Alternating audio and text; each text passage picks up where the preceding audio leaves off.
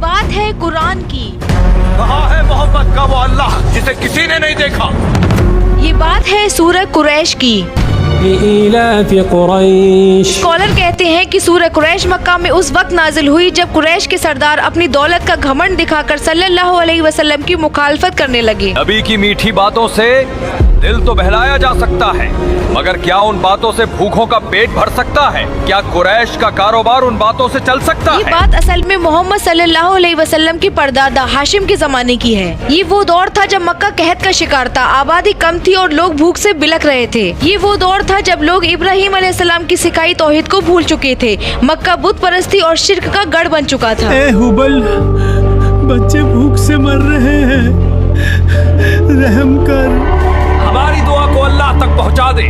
मगर उनका कोई देवता काम न आया। धीरे धीरे इंसान और जानवर मरने लगे और फिर एक आवाज उठी, अरे ये कौन है?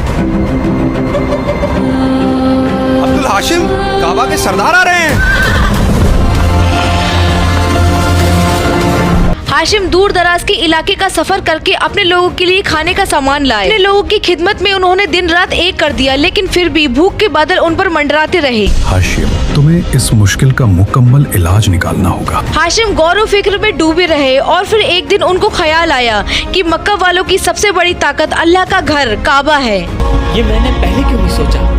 ये तो सबसे बड़ी ताकत है। और इसी काबा का नाम इस्तेमाल करके वो मक्का का पहला तिजारती सफर करे। कबीले वालों, हम कारोबार करेंगे। सर्दियों में यमन का सफर करेंगे और गर्मियों में सीरिया का। सफर लंबा है मेरे बेटे। बाबा आप फिक्र ना करें, बस इजाजत दें। पूरी रफ्तार से। और देखते ही देखते मक्का एक बिजनेस हब बन गया और लोग खुशहाल और अमीर हो गए। सूरह कुरैश एक आईना है जो हमें सिखाता है कि अल्लाह ताला जब आपको नेमत देता है और आप गफलत में पड़ जाते हो तो आप कुरैश की कौम वाले लोगों के रास्ते पर चलने लगते हो। इसलिए कोशिश कीजिए अपने रब को जानने की, उसके कलाम को पढ़ने की, क्योंकि जिंदगी बहुत छोटी सी है। इसलिए अपने रब को याद कीजिए इससे पहले कि आपका रब आपको याद कर ले।